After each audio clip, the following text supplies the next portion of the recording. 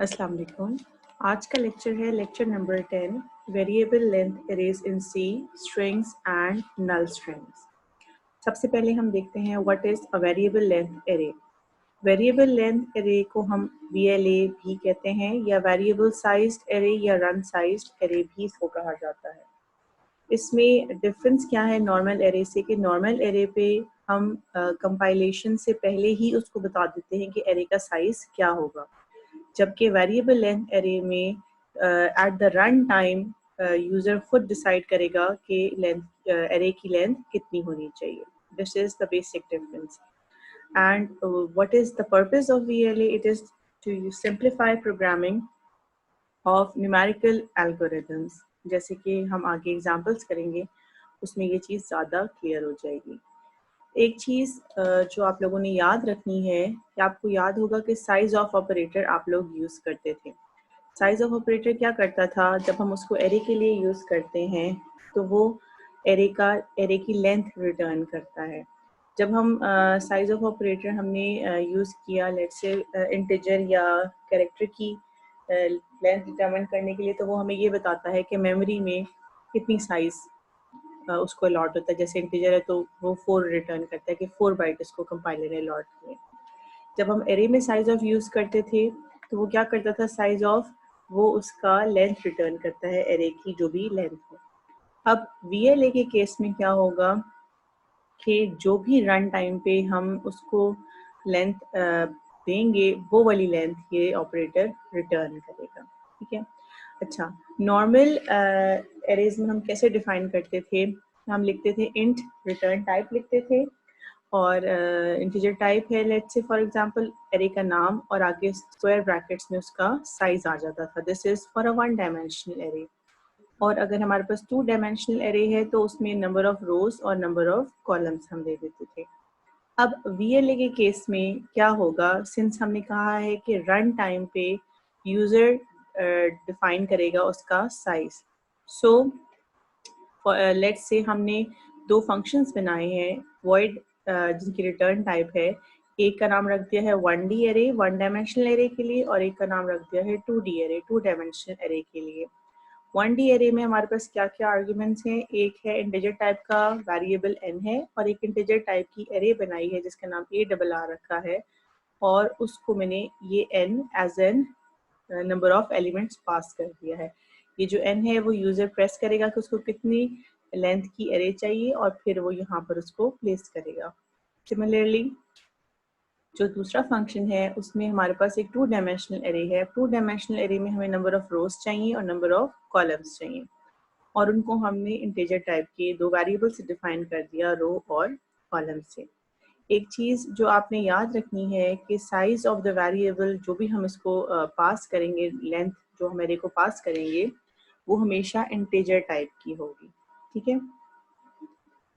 अच्छा, अब ये एक एग्जांपल है हमारे पास, इसको मैं डेव में आपको करके दिखाती हूँ, हम वहाँ पर देखते हैं। अच्छा, इसमें हो क्या रहा है कि हमने 2 फंक्शंस डिफाइन किए हैं वॉइड रिटर्न टाइप के। एक है 1D एरे और एक 2D एरे जो कि मैंने अभी आपको प्रीवियसली दिखाए थे। अब हमने एक मेन का फंक्शन बनाया है। मेन के फंक्शन में क्या हमने किया है, 2 वेरिएबल्स i और j बनाए हैं। i और j फॉर लूप्स के लिए मैं यूज़ करूँगी और एक मैंने साइज डिफाइन कर दिया है। साइज किसके लिए? जो 1 डायमेंशनल एरे की साइज को होल्ड करने के लिए, जो कि n था यहाँ पर या इस जगह पर मैंने इसको लेंथ लिखा हुआ है। ठीक है। उसके बाद रो 1, कॉलम 1, रो 2 और कॉलम 2।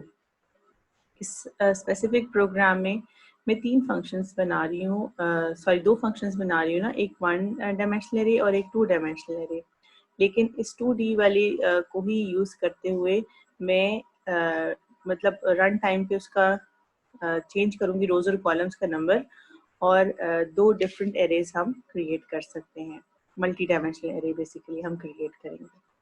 ठीक है, तो पहले वाले को साइज जो है वो रो 1 और कॉलम 1 में सेव करूँगी और दूसरे का रो 2 और कॉलम 2 में सेव करूँगी। पहले हमने यूजर से कहा कि 1 डायमेंशनल एरे का साइज बताएं, उसने रिटर्न किया। सेकेंडली वो 2 डायमेंशनल एरे के लिए रो 1 और कॉलम 1 मांगेगा और थर्डली एक मल्टी डायमेंशनल एरे के लिए रो 2 और कॉलम 2। अब उसके बाद मैंने क्या किया है कि मैंने एक 1 डायमेंशनल एरे डिफाइन की, फिर उसके बाद एक 2 डायमेंशनल एरे डिफाइन की, और फिर मैंने एक मल्टी डायमेंशनल एरे MD के नाम से डिफाइन कर दी है। ठीक है। अच्छा, उसके बाद फॉर लूप चलाई है जिसमें वैल्यूज़ में रेंडमली इसमें 2 क्रॉस आई मतलब 2 के मल्टीपल्स इसमें स्टोर होते जाएंगे। और इसी तरह एक 2 डायमेंशनल एरे है जिसमें 2 फॉर लूप्स लगाई हैं, एक रोज़ के लिए और एक कॉलम्स के लिए, और फिर इसमें भी मैंने ये फार्मूला यूज़ करके i प्लस जे जो भी वैल्यू होगी i और j की रिस्पेक्टिवली वो वैल्यूज़ इसमें सेव होती जाएंगी। सिमिलरली ये जो थर्ड एरे मैंने मल्टी डायमेंशनल एरे बनाई है जिसमें नंबर ऑफ रोज और कॉलम्स इस वाले से डिफरेंट हैं, उसमें भी मैंने वैल्यूज प्लेस कर दी और फाइनली तीनों को मैंने प्रिंट करवा दिया। अब इनके फंक्शंस में क्या हो रहा है, पहले हम 1 डायमेंशनल एरे में देखते हैं। हमने क्या किया, अब यहाँ पर ये फंक्शन कॉल हो रहा है 1D एरे, इसको मैंने साइज दिया और एरे, पहले मैंने एरे में वैल्यूज सेव करवा ली हैं और उसके बाद जो भी साइज में इसको दूंगी उतनी साइज की एरे को वो प्रिंट कर देगा। सिमिलरली 2 डायमेंशनल एरे में मैंने 2D एरे का फंक्शन कॉल किया है, इसको रोज और कॉलम्स दिए हैं और जो भी मैं इसको दूंगी वो एरे 2D में वो उसको सेव कर देगा। और फाइनली मैंने इसको दोबारा से 2 डायमेंशनल एरे को कॉल किया है यहाँ पर, और इसको मैंने नंबर ऑफ रोज और कॉलम्स चेंज किया है, और जो थर्ड मल्टी डायमेंशनल एरे है उस में ये एरे प्रिंट हो जाएगी। अब मैं इसको कंपाइल करती हूँ और लेट्स से कि हमारा कंपाइलर क्या करता है।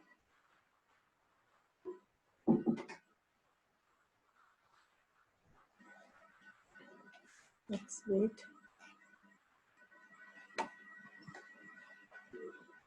यहाँ पर मैंने इसका आउटपुट ऑलरेडी लगाया हुआ भी है। चलिए हमारे पास ओपन भी हो गया, साथ में हम अपना प्रोग्राम ओपन करते हैं और साथ में ये विंडो। सबसे पहले वो पूछ रहा है कि 1 डायमेंशनल एरे की साइज आपको क्या चाहिए। लेट्स से मैं 4 लिख देती हूँ। उसके बाद उसने कहा 2D एरे जो आपने बनानी है उसका साइज क्या होगा। लेट्स से मैं 2 क्रॉस 3 की मुझे एक एरे चाहिए। और फाइनली मल्टी डायमेंशनल एरे के लिए मैं लेट्स से 4 और 5 दे देती हूँ। तो अब ये देखें यहाँ पर आउटपुट आया। सबसे पहले 1 डायमेंशनल एरे उसने हर एलिमेंट को उस पर प्लेस कर दिया, जो फार्मूला लगाया था ना 2 क्रॉस आई का, उसमें 0 2 4 6 उसने प्लेस कर दिया। सिमिलरली 2 डायमेंशनल एरे 2 क्रॉस 3 की बन गई और मल्टी डायमेंशनल एरे बन गई है मेरे पास 4 क्रॉस 5 की। आपने देखा कि VLA की वजह से हम लोग मल्टी डायमेंशनल एरेज क्रिएट कर सकते हैं और रन टाइम पे सिर्फ हमें डिसाइड करना होगा कि हमने उसकी वैल्यू क्या रखनी है। अच्छा, उसके बाद हमारे पास स्ट्रिंग है। What is a string? String is also an array but it is an array of characters. सिर्फ और सिर्फ characters ABC, these are all characters. ठीक है। सिर्फ जो कैरेक्टर्स की एरे है उसके लिए हम स्पेसिफिक एक नाम रखा हुआ है, उसको हम कहते हैं स्ट्रिंग। अब लेंथ ऑफ स्ट्रिंग कैसे डिटरमिन होती है। लेट्स से मैंने एक स्ट्रिंग कैरेक्टर लिखा है, हेलो लिखा है, अपना नाम लिखा है। कंपाइलर को कैसे पता चलेगा कि मेरी स्ट्रिंग यहाँ पर ख़त्म हो गई है। Compiler will look for a \0, इसको हम नल कैरेक्टर भी कहते हैं। कंपाइलर ने पहले कैरेक्टर से रीड करना स्टार्ट करना है, जैसे ही \0 आएगा कंपाइलर को पता चलेगा कि मेरी स्ट्रिंग यहाँ पर ख़त्म हो गई है। अब let's do an example. For example ये देखिए यहाँ पर मैंने एक कैरेक्टर टाइप की एरे बनाई है जिसका नाम रखा है ग्रीटिंग, और उसके अंदर एलिमेंट्स कितने हैं 6। अब हर एलिमेंट को मैंने अलग अलग सिंगल कॉमास में लिख दिया HELLO और सबको कॉमा से सेपरेट कर दिया और एंड में मैंने \0 डाला। This is one way to initialise an array या स्ट्रिंग। ठीक है।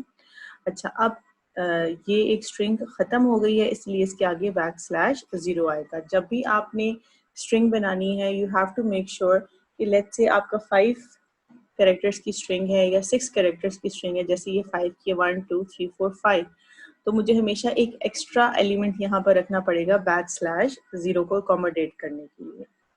अच्छा, अब एक तो ये तरीका है इनिशियलाइज करने का। अब इसमें थोड़ा सा हैसल है, बार बार इसको सिंगल कॉमर्स में लिखना, कॉमर्स से सेपरेट करना, फिर बैक स्लैश या जीरो भी डालना।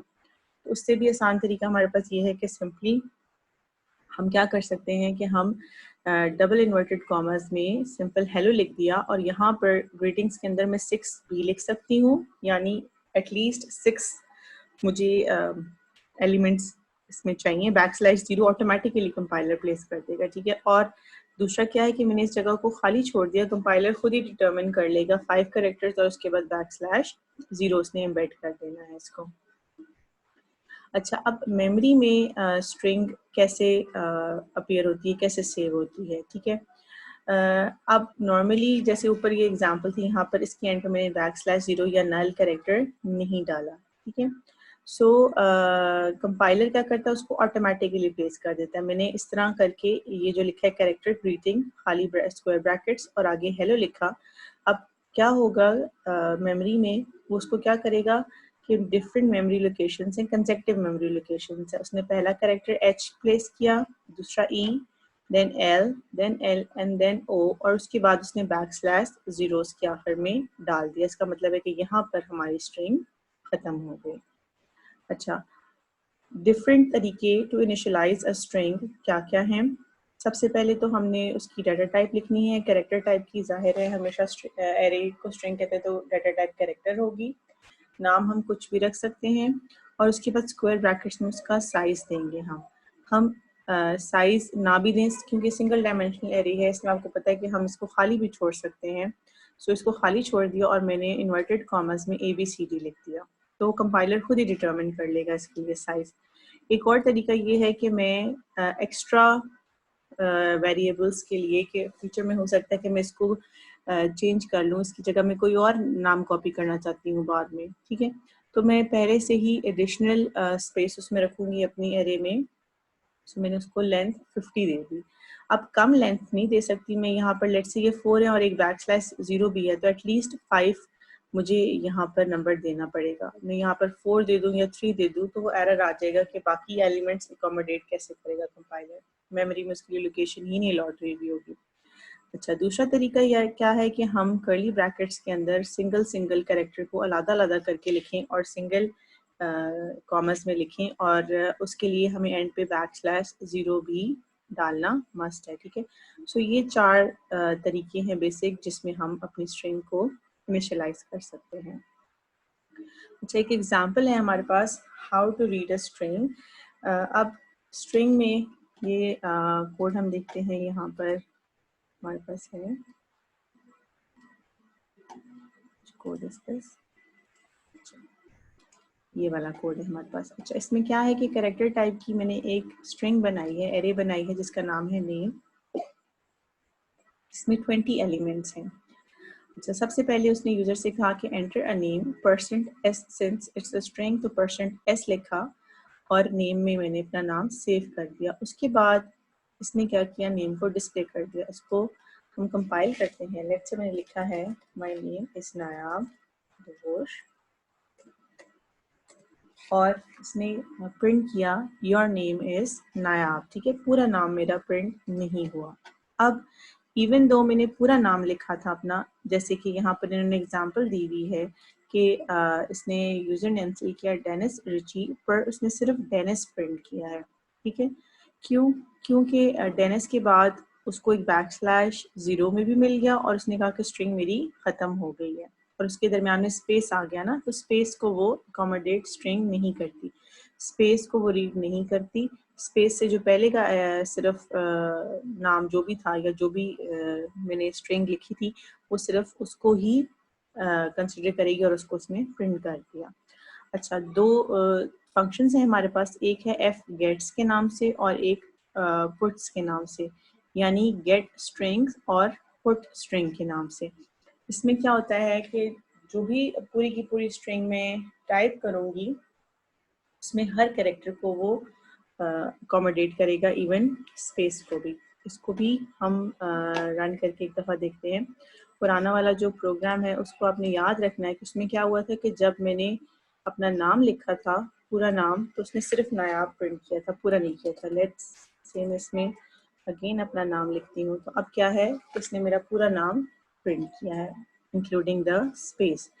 अच्छा, इसमें क्या हो रहा है कि मैंने एक कैरेक्टर टाइप की स्ट्रिंग बनाई है 30 कैरेक्टर्स की, और अगेन यूज़र से उन्होंने कहा है कि आप एंटर योर नेम, और जो मैंने नाम एंटर किया है उसने क्या किया है कि उसका नाम का साइज़, जो भी मैंने नेम एंटर किया था उसका नाम का जो साइज़ था वो साइज़ ऑफ ऑपरेटर से ले लिया है, और उसके बाद उसको नेम में स्टोर करा दिया। जो एफ गेट्स का फंक्शन है ये प्री डिफाइंड है, ये क्या करता है, ये उसको यहाँ पर कॉपी कर देता है।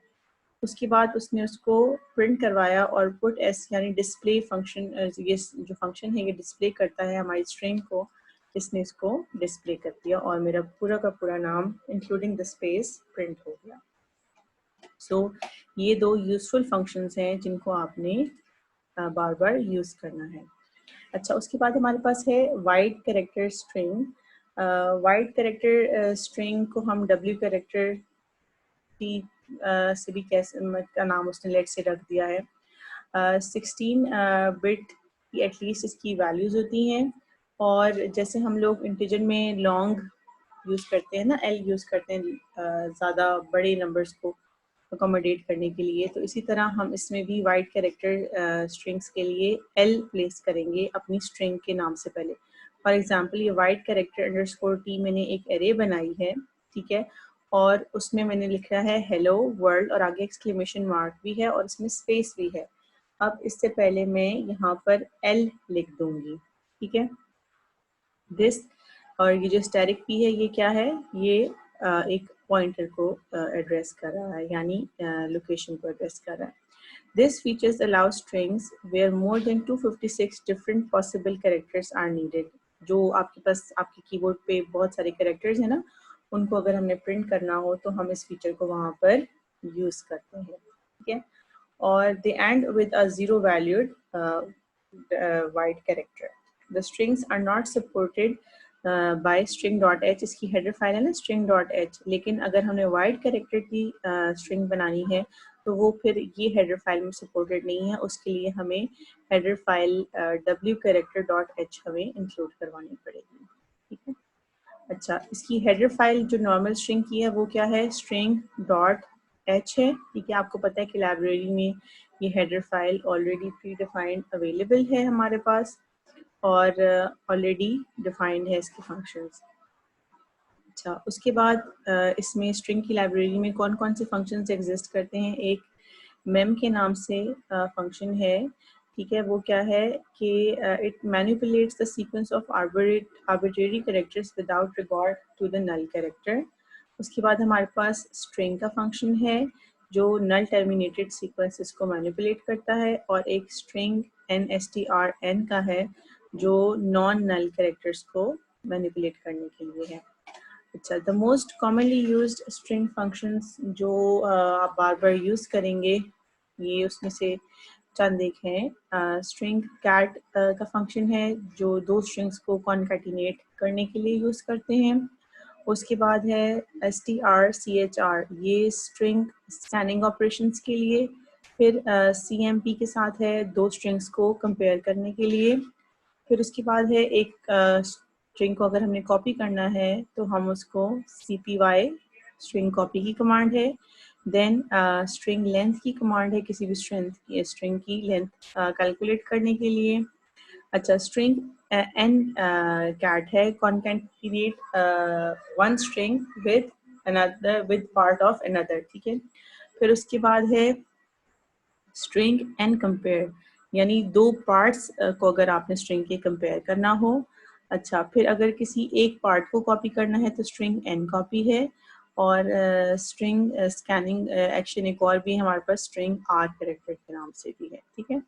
और सम अदर स्ट्रिंग फंक्शंस जो कि इतने ज़्यादा यूज़ नहीं होते वो भी हमारे पास हैं। मेमोरी बाइट्स फाइंड करने के लिए compare bytes in the memory, copy bytes in memory, copy bytes in memory with overlapping areas, set byte, ये mem set की भी कमांड आपने काफ़ी दफ़ा देखी होगी मेमोरी में ना, बाइट सेट करने के लिए है।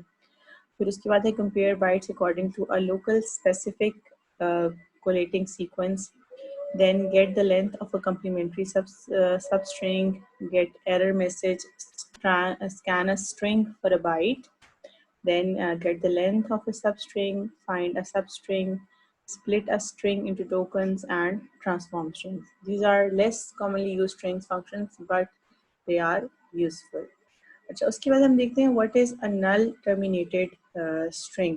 नल कैरेक्टर आपने पढ़ा, बैक स्लैश जीरो जो है इसको हम नल कैरेक्टर कहते हैं। So any array of characters यानी स्ट्रिंग जो है जिसके एंड में नल कैरेक्टर आता है उसको हम कहते हैं अ नल टर्मिनेटेड स्ट्रिंग। नल बेसिकली क्या है, नल की वैल्यू ज़ीरो होती है और स्ट्रिंग में इसकी क्या इम्पोर्टेंस है कि ये डिटर्मिन करती है कि स्ट्रिंग की लेंथ कितनी है आपके पास, ठीक है। Null can also be the value of a pointer which is the same as zero. किसी पॉइंटर को भी हम नल असाइन कर सकते हैं जिसका मतलब है कि हमने उसको ज़ीरो असाइन कर दिया है। unless जो कंपाइलर है its supports special bit pattern for a null pointer, तो नॉर्मली इसको हम ज़ीरो ही कंसिडर करते हैं। A null character is a character with all its bits set to zero, therefore it has a numeric value of zero। again वही बात है, ठीक है। और this helps programmers determine the length of a string, यानी जैसे hello वाली example थी तो HELLO स्ट्रिंग हमारी खत्म होगी, उसके बाद बैक स्लैश जीरो आ गया तो उसको पता चल गया कि इसकी लेंथ कितनी है, 5 या 6 जितने भी एलिमेंट्स हैं ये इसकी इतनी लेंथ है, ठीक है।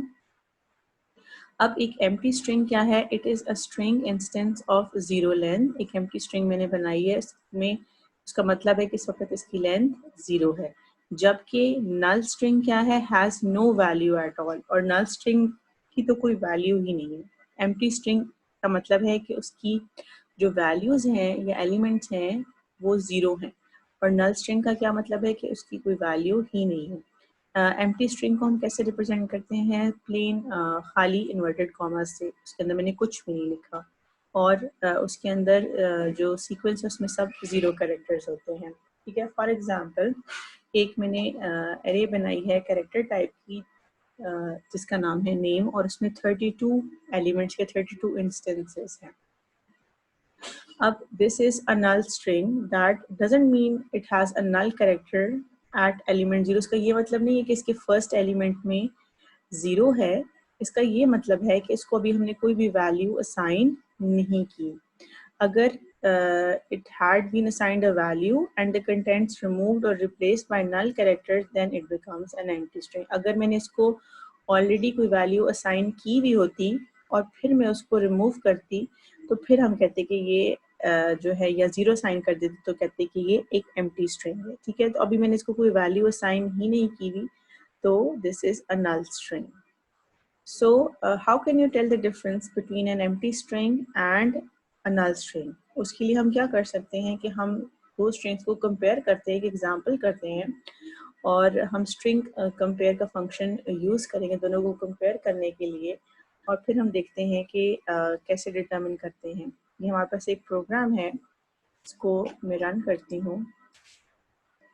अच्छा, इसमें हमारे पास क्या हो रहा है कि एक मैंने दो स्ट्रिंग्स बनाई हैं, एक एम्प्टी के नाम से और एक नल के नाम से, दोनों में 5 एलिमेंट्स हैं।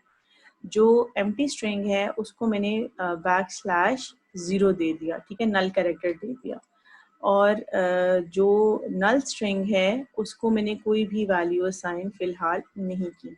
अब स्ट्रिंग कंपेयर का फंक्शन मैंने कॉल किया, वो क्या करेगा, इन दोनों की दोनों स्ट्रिंग्स को आपस में कंपेयर करेगा। अगर लिख दिया इफ़, अगर ये इक्वल टू ज़ीरो है यानी इफ़ इट रिटर्न ज़ीरो, तो वो कहेगा कि strings are same, otherwise strings are not same. हमने यही कहा था ना कि एम्प्टी स्ट्रिंग और नल स्ट्रिंग दोनों सेम नहीं होते, ठीक है। अब सॉरी, दोनों में क्या डिफरेंस है, कैसे पता चलेगा। अब एम्प्टी स्ट्रिंग है उसमें मैंने बैक स्लैश ज़ीरो डाला, नल स्ट्रिंग है उसमें अभी कुछ भी वैल्यू नहीं डली। सो एम्प्टी स्ट्रिंग का क्या मतलब है कि स्ट्रिंग पहले बैक स्लैश ज़ीरो थी और इसको नल को हम ज़ीरो ही कंसिडर करेंगे, और नल स्ट्रिंग जिसमें अभी कोई भी वैल्यू नहीं डली हुई तो उसमें भी वैल्यूज़ इस वक्त क्या है, कंपाइलर ने ज़ीरो ही प्लेस की हुई है। उसने दोनों की वैल्यूज कंपेयर की, दोनों की वैल्यूज उसने कंपेयर की, उसने 0 रिटर्न किया, so this holds true, sorry false, क्योंकि दोनों की वैल्यूज सेम नहीं हो सकती ना, यहाँ पर तो अभी कोई वैल्यू ही नहीं है। सो ये दोनों की दोनों सेम नहीं है, so strings are not the same. So ये चीज़ आपने याद रखनी है कि एम्प्टी स्ट्रिंग और नल स्ट्रिंग जो हैं दे आर नॉट सेम, दोनों की दोनों डिफरेंट हैं।